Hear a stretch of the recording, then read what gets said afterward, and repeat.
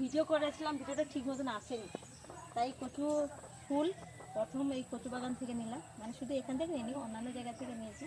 মাকে বললাম একটা ভিডিও করো, ফেসবুকে ভালো এখন ট্রেন্ডিং চলছে, কচু ফুলের ভাজা সবাই খাচ্ছে, তাই আমিও ভাবলাম আমাদের তো পাড়া গ্রামে এগুলো খায় না, তো আমি প্রথম ট্রাই করব কচু ফুল কীভাবে খাওয়া হয়, কীভাবে রান্না করে জানি না, তোমরা একটু কমেন্ট করে বলো কীভাবে রান্না করা হয়, আর কচু ফুল খেতে কেমন, খাইনি খেয়ে বলবো তোমাদের। গ্রামে এখন তো বৃষ্টি হয়েছে, বৃষ্টিতে তো সব বাজারে যা দাম, রান্নার জন্য কিছুই নেই, তাই বললাম আজকে কচু ফুল ভাজা করবো।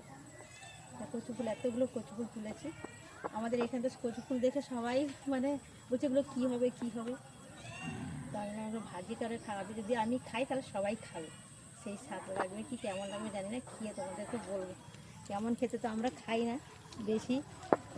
উপর দিকে ওঠো, তো তোমাদেরকে বলবো তোমরা কে কে খেয়েছো বলো কেমন খেতে বলো। গ্রামের থাকে এগুলো কিন্তু একটা সুবিধা, কিন্তু তরকারি শাক যদি নাও থাকে বাজার আনা, তাহলে এগুলো দিয়ে মানে একবেলা চলেই যাবে।